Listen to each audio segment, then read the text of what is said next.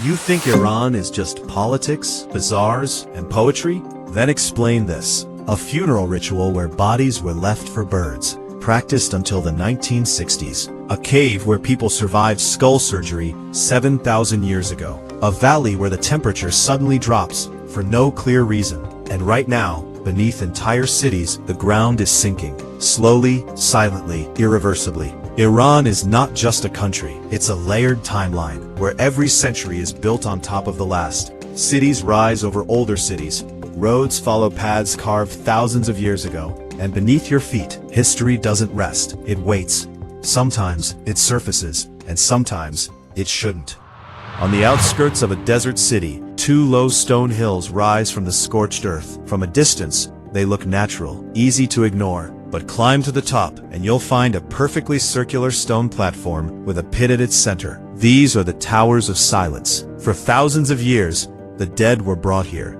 Not buried, not burned, not lost to water, because the elements were sacred, and death was considered a contamination. So there was only one solution. The bodies were laid out in circles under the open sky. Men on the outer ring, women in the middle, children at the center. And then, the birds came. Vultures. Dozens of them, sometimes hundreds, in just hours. Flesh was stripped away, leaving only bone. What remained was pushed into the central pit, where sun and wind reduced it to dust. And the most unsettling part? This wasn't ancient history. This ritual continued into the 20th century. People alive today remember vultures circling above these towers. Some remember the smell. It was officially banned in 1970, but some believe it continued in secret, at night. Far from the desert, deep in the mountains, there is a village that no one lives in anymore. Empty doorways, silence. But locals refuse to go near it after sunset. They say it was cursed. Long ago, a wandering dervish came asking for water and shelter. Instead, he was killed, and with his last breath, he cursed the land. That the soil would fail, the water would turn bitter, and shadows would walk at night. Maybe it's just a story, but the village was abandoned, and no one fully agrees why. Some believe toxic gases seep from underground faults. In the right conditions, they can cause fear, hallucinations, a sense that something is there when it isn't. People hear things, see things, and explain them the only way they know how. Spirits. In local belief, places like this are inhabited by unseen beings, watching, waiting. Even today, many people avoid abandoned places after dark, just in case. In 2006, explorers crawling through a narrow cave passage discovered something extraordinary. Beyond the tight opening was a vast hidden chamber. Its walls were covered in ancient drawings, humans, animals, strange figures that seemed part one thing, part another. But deeper inside, they found something far more disturbing. Human skulls. Dozens of them, carefully arranged.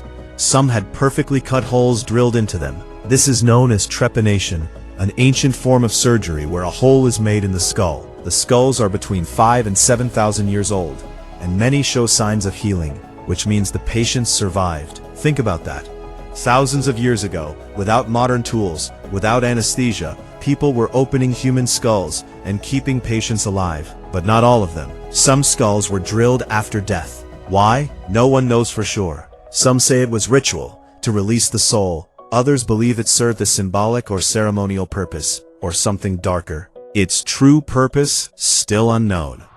Above ground, in one of the oldest cities on Earth, life continues as normal. Streets are busy, markets are full, history is everywhere. But beneath it lies something else. For centuries, waves of plague swept through the population. Entire families died overnight. Streets filled with bodies. There was no time, no space, no capacity to bury them individually. So mass graves were dug.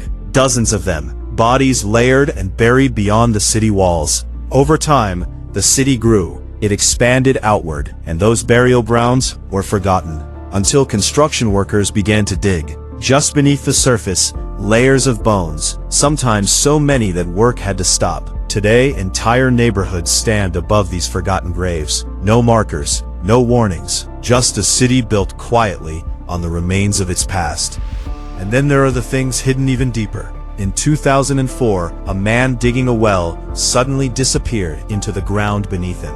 When he was pulled out, shaken but alive, what lay below him was something no one expected. An underground city. Not a cave, not a tunnel, a city.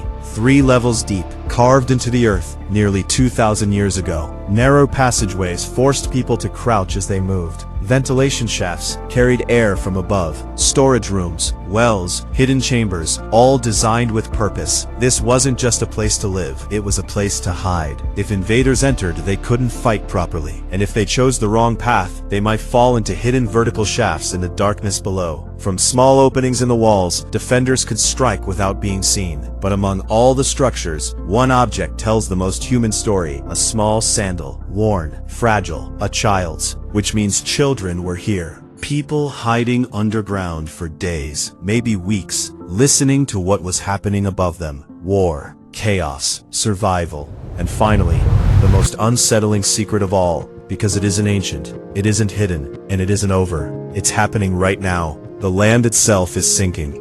Across parts of the country, the ground is dropping by up to 30 centimeters per year. Over time, that becomes meters. Roads crack, buildings tilt, entire neighborhoods shift and fracture. This is caused by something simple and devastating: water. For decades, underground water has been extracted faster than it can be replaced. As those hidden reserves disappear, the ground above them begins to collapse. Slowly, quietly, permanently. Even if it stopped today, the damage is already done. Ancient landmarks are at risk. Cities are at risk. Millions of people live on land that is no longer stable. There are no alarms, just a gradual sinking that never stops. 7 secrets, ancient rituals, abandoned places, hidden chambers, forgotten deaths, unexplained phenomena, and a disaster unfolding beneath everything.